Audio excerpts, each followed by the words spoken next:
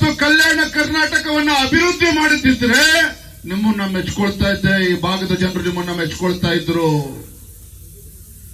ಸುದೀರ್ಘವಾಗಿ ಆಡಳಿತ ನಡೆಸಿ ಈ ಭಾಗದಲ್ಲಿ ಅಭಿವೃದ್ಧಿ ಕೆಲಸ ಕಾರ್ಯಗಳನ್ನು ಮಾಡಿ ಈ ಭಾಗದ ಸಾಮಾಜಿಕವಾಗಿ, ಆರ್ಥಿಕವಾಗಿ, ಶೈಕ್ಷಣಿಕವಾಗಿ ಅಭಿವೃದ್ಧಿ ಪಡಿಸಿದ್ರೆ ಪ್ರಿಯಾಂಕಾ ಖರ್ಗೆ ಅವರ ತಾಕತ್ತನ್ನ ಮೆಚ್ಕೊಳ್ತಾ ಇದ್ರು. ನಾನು ಕೂಡ ಮೆಚ್ಕೊಳ್ತಾ ಇದ್ದೆ.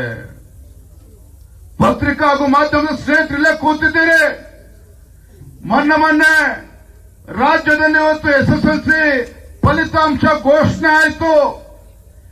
ರಾಜ್ಯದ SSLC ಪರೀಕ್ಷೆ ಘೋಷಣೆ ಆದ್ರೆ ಗುಲ್ಬರ್ಗ ಜಿಲ್ಲೆಗೆ ಎಷ್ಟನೇ ಸ್ಥಾನ ಸ್ವಾಮಿ? ಎಷ್ಟನೇ ಸ್ಥಾನ? ಕೊನೆಯ ಸ್ಥಾನ. ಅವತ್ತು ಕಲಬುರಗಿ ಜಿಲ್ಲೆ SSLC ಪರೀಕ್ಷೆಯಲ್ಲಿ ಮಾನ್ಯ ಪ್ರಿಯಾಂಕಾ ಖರ್ಗೆ ಅವರ ತಾಕತ್ತನ್ನ ಮೆಚ್ಕೊಳ್ತಿದ್ದೆ, ಒಪ್ಕೊಳ್ತಿದ್ದೆ. ಸುದೀರ್ಘವಾಗಿ ಆಡಳಿತ ನಡೆಸಿರ್ತಕ್ಕಂಥ ನೀವುಗಳು ಇವತ್ತು ಕಲಬುರಗಿ ಜಿಲ್ಲೆನಲ್ಲಿ SSLC ಪರೀಕ್ಷೆ ಫಲಿತಾಂಶ ಬಂದಾಗ ಮೊದಲ ಸ್ಥಾನದಲ್ಲಿ ಏನಾರು ತಂದಿದ್ರೆ ಖರ್ಗೆ ಅವರೇ ನಿಮ್ಮ ತಾಕತ್ತನ್ನ ಮೆಚ್ಕೊಳ್ತಾ ಇದ್ದೆ, ನಿಮ್ಮ ತಾಕತ್ತನ್ನು ಒಪ್ಕೊಳ್ತಾ ಇದ್ದೆ. ಅದನ್ನ ಮಾಡಲಿಲ್ಲ. ಕಳೆದ 2 ವರ್ಷದಲ್ಲಿ ರಾಜ್ಯದಲ್ಲಿ ಕಾಂಗ್ರೆಸ್ ಸರ್ಕಾರ ಅಧಿಕಾರಕ್ಕೆ ಬಂದ ನಂತರದಲ್ಲಿ ಎಷ್ಟು ಸಾವಿರ ಕೋಟಿ ಅನುದಾನವನ್ನ ಜಿಲ್ಲೆಗೆ ತೆಗೆದುಕೊಂಡು ಬಂದಿದ್ದೀರಿ ಪ್ರಿಯಾಂಕಾ ಖರ್ಗೆ ಅವರೇ? ಇವತ್ತು ಉತ್ತರ ಕೊಡಿ ನೀವು. ಕಾಂಗ್ರೆಸ್ ಇವ್ರ ಸರ್ಕಾರ ಇದು ಯೋಗ್ಯತೆಗೆ ಈ ಜಿಲ್ಲೆಯ ಅಭಿವೃದ್ಧಿ ಕೆಲಸ ಕಾರ್ಯಗಳನ್ನು ಮಾಡೋದಕ್ಕಾಗಲಿಲ್ಲ, ಕಲ್ಯಾಣ ಕರ್ನಾಟಕದ ಅಭಿವೃದ್ಧಿ ಕೆಲಸ ಮಾಡೋದಕ್ಕಾಗಲಿಲ್ಲ. ಕಲ್ಯಾಣ ಕರ್ನಾಟಕ, ಹೈದರಾಬಾದ್ ಕರ್ನಾಟಕಕ್ಕೆ ವಿಶೇಷ ಸ್ಥಾನವನ್ನು ತಂದುಕೊಡ್ತೇನೆ ಅಂತೇಳಿ ಇವತ್ತಿಗೂ ಕೂಡ ಈ ಭಾಗದಲ್ಲಿ 15,000ಕ್ಕೂ ಹೆಚ್ಚು ಉಪನ್ಯಾಸಕರನ್ನ ಆಯ್ಕೆ ಮಾಡತಕ್ಕಂಥ ಯೋಗ್ಯತೆ ಈ ಕಾಂಗ್ರೆಸ್ನವ್ರಿಗಿಲ್ಲ. ಇವತ್ತಿವರು ತಾಕತ್ತನ್ನ ಮಾಡ್ತಾರೆ, ಪ್ರಶ್ನೆನ ಮಾಡ್ತಾರೆ. ಇವತ್ತು ಭಾರತೀಯ ಜನತಾ ಪಾರ್ಟಿಯನ್ನ ಪ್ರಶ್ನೆ ಮಾಡ್ತಾರೆ. ನಾನು ಇವತ್ತು ವೇದಿಕೆ ಮೂಲಕ ಜಿಲ್ಲೆಯ ಉಸ್ತುವಾರಿ ಸಚಿವರು ಪ್ರಿಯಾಂಕಾ ಖರ್ಗೆ ಅವರಿಗೆ ನಾನು ಒಂದು ಮಾತನ್ನ ಕೇಳಲಿಕ್ಕೆ ಇಷ್ಟಪಡ್ತೇನೆ. ಏನು ಮೊನ್ನೆ ದಿನ ಛಲವಾದಿ ನಾರಾಯಣ ಸ್ವಾಮಿ ಅವರ ಮೇಲೆ ದಬ್ಬಾಳಿಕೆ ಮಾಡ್ತಕ್ಕಂಥ ಕೆಲಸವನ್ನ ನೀವು ನಿಮ್ಮ ಕಾರ್ಯಕರ್ತರು ನಿಮ್ಮ ಪುಡಾರಿಗಳ ಮೂಲಕ ಮಾಡಿಸಿದ್ರಲ್ಲ, ಯಾಕೆ ಛಲವಾದಿ ನಾರಾಯಣ ಸ್ವಾಮಿ ಅವರು ಒಂದು ಬಡ ಕುಟುಂಬದಿಂದ ಬಂದಿರತಕ್ಕಂಥವ್ರು, ಅದಕ್ಕೋಸ್ಕರ ನೀವು ದಬ್ಬಾಳಿಕೆ ಮಾಡ್ತಾ ಇದ್ದೀರಾ? ಛಲವಾದಿ ನಾರಾಯಣ ಸ್ವಾಮಿ ಅವರು ಒಂದು ಬಡ ಕುಟುಂಬದಿಂದ ಬಂದಿದ್ದಾರೆ, ದಲಿತ ಕುಟುಂಬದಿಂದ ಬಂದಿದ್ದಾರೆ, ಅದಕ್ಕೋಸ್ಕರ ಅವ್ರ ಮೇಲೆ ದಬ್ಬಾಳಿಕೆ ಮಾಡ್ತಾ ಇದ್ದೀರಾ? ಭಾರತೀಯ ಜನತಾ ಪಾರ್ಟಿ ಬಾಬಾ ಸಾಹೇಬ್ ಅಂಬೇಡ್ಕರ್ ಅವರ ಹೆಸರು ಹೇಳಿಕೊಂಡು ರಾಜಕಾರಣ ಮಾಡ್ತಾ ಇಲ್ಲ. ಬಾಬಾ ಸಾಹೇಬ್ ಅಂಬೇಡ್ಕರ್ ಅವರ ಹೆಸರು ಹೇಳಿಕೊಂಡು ರಾಜಕೀಯ ಬೇಳೆಯನ್ನ ಬೇಯಿಸ್ಕೊಳ್ತಾ ಇರ್ತಕ್ಕಂಥವ್ರು ಇದೇ ಕಾಂಗ್ರೆಸ್ನವರೇ ಹೊರತು ಭಾರತೀಯ ಜನತಾ ಪಾರ್ಟಿ ಅಲ್ಲ. ಏನು ಮೊನ್ನೆ ದಿನ ಪಹಲ್ಗಾಮ್ನಲ್ಲಿ 26 ಭಾರತೀಯರ ಹತ್ಯೆಯನ್ನ ಮಾಡಿದ್ರು ಉಗ್ರಗಾಮಿಗಳು. ದೇಶದಲ್ಲಿರ್ತಕ್ಕಂಥ ಪ್ರತಿಯೊಬ್ಬ ಭಾರತೀಯನಲ್ಲೂ ಕೂಡ ರಕ್ತ ಕುದಿತಾ ಇತ್ತು. ಯಾವ ದುಷ್ಟರು, ಯಾವ ಉಗ್ರಗಾಮಿಗಳು ಭಾರತೀಯರ ಪ್ರಾಣವನ್ನ ತೆಗೆದುಕೊಂಡ್ರು, ಹತ್ಯೆ ಮಾಡಿದ್ರು, ಆ ಒಂದು ಉಗ್ರಗಾಮಿಗಳ ವಿರುದ್ಧ ಒಂದು ಬಿಗಿಯಾಗಿರ್ತಕ್ಕಂಥ ಕ್ರಮನ ಕೈಗೊಳ್ಳಬೇಕು, ಅವರನ್ನ ಬುಡ ಸಮೇತ ಕಿತ್ತಾಕ್ತಕ್ಕಂಥ ಕೆಲಸ ಮಾಡಬೇಕು ಅಂತ ಹೇಳಿ ಪ್ರತಿಯೊಬ್ಬ ಭಾರತೀಯನು ಕೂಡ ಅನಿಸ್ತಾ ಇತ್ತು. ಅಂತ ಸಂದರ್ಭದಲ್ಲಿ ಆಪರೇಷನ್ ಸಿಂಧೂರನ್ನ ಘೋಷಣೆ ಮಾಡಿ ನಮ್ಮ ವೀರ ಯೋಧರು ಪಾಕಿಸ್ತಾನದ ಒಳಗೆ 100 ಕಿಲೋಮೀಟರ್ಗಳ ನುಗ್ಗಿ ಏರ್ ಸ್ಟ್ರೈಕ್ ಮಾಡುವ ಮುಖೇನ ಅಲ್ಲಿರ್ತಕ್ಕಂಥ ಉಗ್ರಗಾಮಿ ಸಂಘಟನೆಗಳನ್ನ, ಅವರ ಅಡುಗು ತಾಣಗಳನ್ನ ಮಟ್ಟ ಹಾಕ್ತಕ್ಕಂಥ ಕೆಲಸ ನಮ್ಮ ಭಾರತೀಯ ವೀರ ಯೋಧರು ಮಾಡಿದ್ರು. ಇಡೀ ದೇಶ ಕೊಂಡಾಡ್ತಾ ಇತ್ತು, ಇಡೀ ಜಗತ್ತಿಗೆ ಆಶ್ಚರ್ಯ ಆಯಿತು. ಯಾವಾಗ ಪಾಕಿಸ್ತಾನದಲ್ಲಿ 100 ಉಗ್ರಗಾಮಿಗಳ ಹತ್ಯೆ ಆಯಿತು, ನಮ್ಮ ವೀರ ಯೋಧರ ಪರಾಕ್ರಮದಿಂದ ಜಗತ್ತಿನಲ್ಲಿ ಎಲ್ಲರೂ ಕೂಡ ಆಶ್ಚರ್ಯವನ್ನು ಪಟ್ಟರು, ಹೀಗ್ಯಾಕೆ ಮಾಡೋದಕ್ಕೆ ಸಾಧ್ಯ ಆಯಿತು ಅಂತೇಳಿ. ಆದ್ರೆ ನಮ್ಮ ದೇಶದಲ್ಲಿರ್ತಕ್ಕಂಥ, ನಮ್ಮ ರಾಜ್ಯದಲ್ಲಿರ್ತಕ್ಕಂಥ ಈ ಅಯೋಗ್ಯ ಕಾಂಗ್ರೆಸ್ನವರು ಪ್ರಶ್ನೆ ಮಾಡ್ತಾರೆ. ಪ್ರಶ್ನೆ ಮಾಡುವ ಮುಖೇನ ನಮ್ಮ ವೀರ ಯೋಧರ ನೈತಿಕ ಸ್ಥೈರ್ಯವನ್ನ ಅಪಮಾನ ಮಾಡತಕ್ಕಂತ ಕೆಲಸವನ್ನು ಕೂಡ ಇವತ್ತು ದೇಶದಲ್ಲಿ ರಾಜ್ಯದಲ್ಲಿ ಕಾಂಗ್ರೆಸ್ನವರು ಮಾಡಿದ್ರು. ಮೊನ್ನೆ ದಿನ ವಿರೋಧ ಪಕ್ಷದ ನಾಯಕರಲ್ಲಿ ಬಂದು ಮಲ್ಲಿಕಾರ್ಜುನ್ ಖರ್ಗೆ ಅವರು ಮಾತನಾಡ್ತಾ ನಮ್ಮ ಪಾಕಿಸ್ತಾನದವರು ಅಂತ ಹೇಳಿದ್ರು, ನಮ್ಮ ಪಾಕಿಸ್ತಾನದವರು ಅಂತ ಹೇಳಿದ್ರು, ನಮ್ಮ ಪಾಕಿಸ್ತಾನದವರು ಅಂತ ಹೇಳಿ ಅವ್ರ ಬಗ್ಗೆ ಮಾತನಾಡಿದಾಗ ಅದನ್ನ ಪ್ರಶ್ನೆ ಮಾಡ್ತಕ್ಕಂಥ ಛಲವಾದಿ ನಾರಾಯಣ ಸ್ವಾಮಿ ಅವ್ರ ಬಗ್ಗೆ ಈ ರೀತಿ ದಬ್ಬಾಳಿಕೆ ಮಾಡ್ತಕ್ಕಂಥದ್ದ, ಈ ರೀತಿ ದಬ್ಬಾಳಿಕೆ ಮಾಡ್ತಕ್ಕಂಥದ್ದ. ನರೇಂದ್ರ ಮೋದಿಜಿಯವರ ಬಗ್ಗೆ ಅಪಮಾನ ಮಾಡ್ತೀರಿ.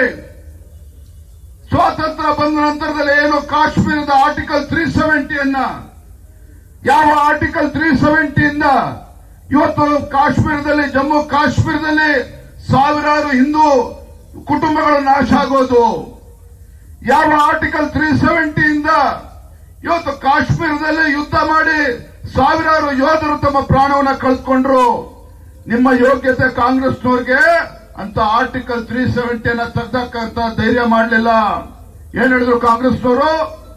ಜಗತ್ತಿನ ಮುಂದೆ ಹೇಳಿದ್ರು ಆರ್ಟಿಕಲ್ 370 ತೆಗೆದು ಹಾಕಿದ್ರೆ ಇಡೀ ದೇಶದಲ್ಲಿ ರಕ್ತ ದೋಕಳಿ ಆಗ್ತದೆ, ಇಡೀ ದೇಶದಲ್ಲಿ ರಕ್ತ ದೋಕಳಿ ಆಗ್ತದೆ ಅಂತ ಹೇಳಿ ಬೊಬ್ಬೆ ಹೊಡೆದ್ರು ಕಾಂಗ್ರೆಸ್ನವರು. ಭಾರತೀಯ ಜನತಾ ಪಾರ್ಟಿ ಈ ದೇಶದ ಹೆಮ್ಮೆಯ ಪ್ರಧಾನಮಂತ್ರಿ ನರೇಂದ್ರ ಮೋದಿಜಿಯವರು ಅವರ ಒಂದು ದಿಟ್ಟ ನಾಯಕತ್ವದಲ್ಲಿ ಈ ದೇಶದ ಉಕ್ಕಿನ ಮನುಷ್ಯ ಅಂತ ಖ್ಯಾತಿಯಾಗಿರ್ತಕ್ಕಂಥ ಗೃಹ ಸಚಿವ ಅಮಿತ್ ಶಾಜಿ ಅವರ ದಿಟ್ಟ ನಿರ್ಧಾರದಿಂದ ಆರ್ಟಿಕಲ್ 370 ಕಿತ್ತಾಕ್ತಕ್ಕಂಥ ಕೆಲಸ ಆಯ್ತು. ಕಾಶ್ಮೀರದಲ್ಲಿ ಒಂದು ಹನಿ ರಕ್ತ ಕೂಡ ಚೆಲ್ಲಿಲ್ಲ. ಇಂಥ ಸಾಹಸವನ್ನು ಮಾಡಿರ್ತಕ್ಕಂಥದ್ದು ಈ ದೇಶದ ಹೆಮ್ಮೆಯ ಪ್ರಧಾನಮಂತ್ರಿ ನರೇಂದ್ರ ಮೋದಿಜಿಯವರು.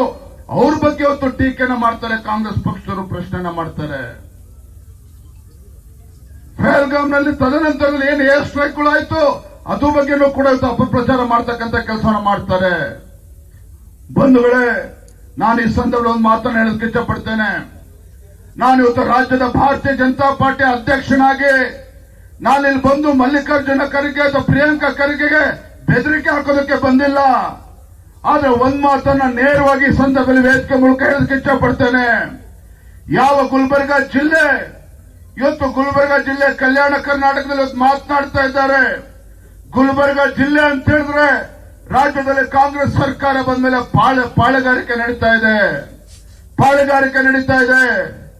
ರಾಜ್ಯದಲ್ಲಿ ಕಾಂಗ್ರೆಸ್ ಸರ್ಕಾರ ಬಂದ ಮೇಲೆ ಇವತ್ತು ಈ ಭಾಗದಲ್ಲಿ 18 ಕಳೆದ 2 ವರ್ಷದಲ್ಲಿ 18-20 ಜನ ಇವತ್ತು ಹತ್ಯೆ ಆಗಿದೆ, ಮರ್ಡರ್ಗಳಾಗಿದೆ, ಸ್ಯೂಸೈಡ್ಗಳು ಕೂಡ ಅಧಿಕಾರಿಗಳು ಮಾಡಿಕೊಂಡಿರ್ತಕ್ಕಂಥ ಉದಾಹರಣೆ ಕೂಡ ನಮ್ಮ ಕಣ್ಣು ಮುಂದಿದೆ. ಅಧಿಕಾರ ಶಾಶ್ವತ ಅಲ್ಲ ಪ್ರಿಯಾಂಕಾ ಖರ್ಗೆ ಅವರೇ, ಅಧಿಕಾರ ಶಾಶ್ವತ ಅಲ್ಲ. ನಿಮ್ಮ ಅಧಿಕಾರದ ದರ್ಪ, ನಿಮ್ಮ ಅಧಿಕಾರದ ಅಹಂಕಾರ, ನಿಮ್ಮ ಸ್ವಕ್ಕನ್ನ ಅಡಗಿಸ್ತಕ್ಕಂಥ ಶಕ್ತಿ ಭಾರತೀಯ ಜನತಾ ಪಾರ್ಟಿಯ ಕಾರ್ಯಕರ್ತರಿಗಿದೆ. ಈ ಭಾಗದಲ್ಲಿರ್ತಕ್ಕಂಥ ಮತದಾರರು ಕೂಡ ಮುಂದಿನ ದಿನಗಳಲ್ಲಿ ಇದಕ್ಕೆಲ್ಲದಕ್ಕೂ ಕೂಡ ತಕ್ಕ ಉತ್ತರ ನೀಡ್ತಾರೆ, ತಕ್ಕ ಉತ್ತರವನ್ನು ಕೊಡ್ತಾರೆ. ಅಧಿಕಾರ ಶಾಶ್ವತ ಅನ್ನೋ ರೀತಿಯಲ್ಲಿ ತಾವೇನ್ ನಡ್ಕೊಳ್ತಾ ಇದ್ದೀರಿ, ಯಾವುದೇ ಕಾರಣಕ್ಕೂ ನಿಮ್ಗೆ ಇದು ಶೋಭೆ ತರ್ತಕ್ಕಂಥದ್ದಲ್ಲ, ಶೋಭೆ ತರ್ತಕ್ಕಂಥದ್ದಲ್ಲ. ನಿಮ್ಮ ತಂದೆಯವರು ಕೂಡ ಕೇಂದ್ರದಲ್ಲಿ ವಿರೋಧ ಪಕ್ಷದ ನಾಯಕರಾಗಿದ್ದಾರೆ.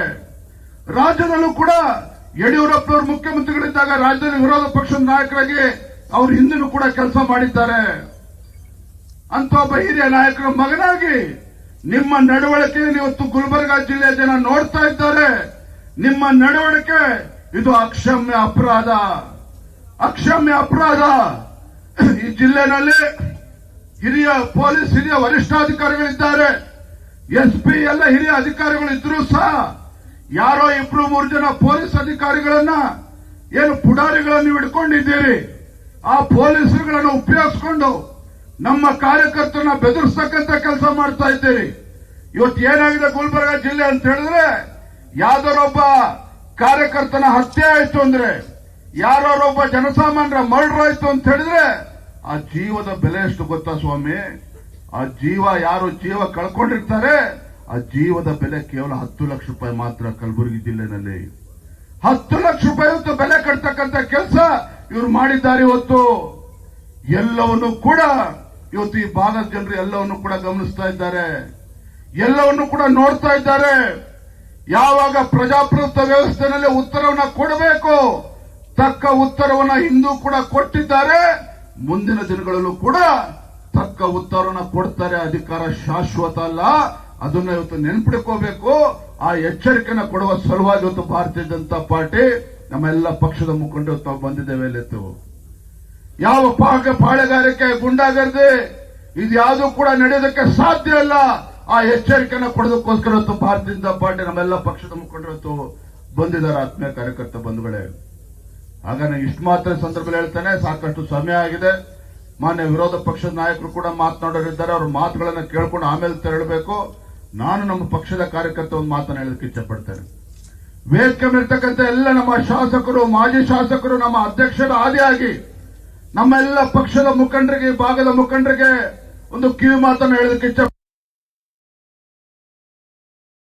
ಒಂದು ಖಾಸಗಿ ಸರ್ವೆನಲ್ಲಿ ಕರ್ನಾಟಕ ರಾಜ್ಯದಲ್ಲಿ ಇವತ್ತೇನಾದ್ರೂ ಚುನಾವಣೆ ಆದರೆ ಭಾರತೀಯ ಜನತಾ ಪಾರ್ಟಿ ಕನಿಷ್ಠ 135ರಿಂದ 160 ಸ್ಥಾನ ಗೆಲ್ತದೆ ಅಂತ ಹೇಳಿ ಒಂದು ಖಾಸಗಿ ಸುದ್ದಿವಾಹಿನಿ ಇವತ್ತು ಸರ್ವೆ ಮಾಡಿದ್ರು, ಅದ್ರಲ್ಲಿ ಹೇಳಿದ್ದಾರೆ. ಕಾಂಗ್ರೆಸ್ ಪಕ್ಷ 55ರಿಂದ 60 ಸ್ಥಾನ ಅಂತ ಹೇಳಿ ಇದರಲ್ಲಿ ಉಲ್ಲೇಖ ಮಾಡಿದ್ದಾರೆ. ಯಾಕೆ ಇವತ್ತು ಹೇಳ್ತಾ ಇದ್ದೇನೆ ಅಂತ ಹೇಳಿದ್ರೆ, ಏನು ಗ್ಯಾರಂಟಿ ಗ್ಯಾರಂಟಿ ಗ್ಯಾರಂಟಿ ಅಂತ ಹೇಳಿ ಏನು ಬೊಬ್ಬೆ ಹೊಡಿತಿದ್ದಾರೆ ಕಾಂಗ್ರೆಸ್ ಸರ್ಕಾರ. ಹಕೀಕತೆ ಬೇರೆ ಇದೆ. ಇವತ್ತು ಜನರು, ಬಡವರು, ರೈತರು ಇವತ್ತು ಕಣ್ಣೀರಿಡ್ತಾ ಇದ್ದಾರೆ ಸರ್ಕಾರದ ಬಗ್ಗೆ. ರಾಜ್ಯದಲ್ಲಿ ಯಾವುದೇ ಅಭಿವೃದ್ಧಿ ಕೆಲಸ ಕಾರ್ಯಗಳು ಆಗ್ತಾ ಇಲ್ಲ.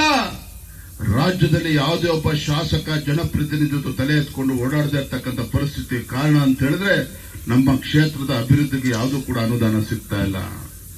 ಇಂಥ ದರಿದ್ರ ಜನ ವಿರೋಧಿ ಸರ್ಕಾರ, ಇಂಥ ರೈತ ವಿರೋಧಿ ಸರ್ಕಾರ, ಇಂಥ ಪರಿಷ್ಠ ಜಾತಿ ಪರಿಷ್ಠ ಪಂಗಡಗಳ ವಿರೋಧಿ ಸರ್ಕಾರ ಈ ನಾಡಿನ ಜನರ ಪಾಲಿಗೆ ಹೊತ್ತು ಬದುಕಿದ್ದು ಕೂಡ ಸತ್ತಂತೆ, ಬದುಕಿದ್ದು ಕೂಡ ಸತ್ತಂತೆ. ಹಾಗಾಗಿ ನಮ್ಮ ಕಾರ್ಯಕರ್ತರ ಜವಾಬ್ದಾರಿ ಇದೆ.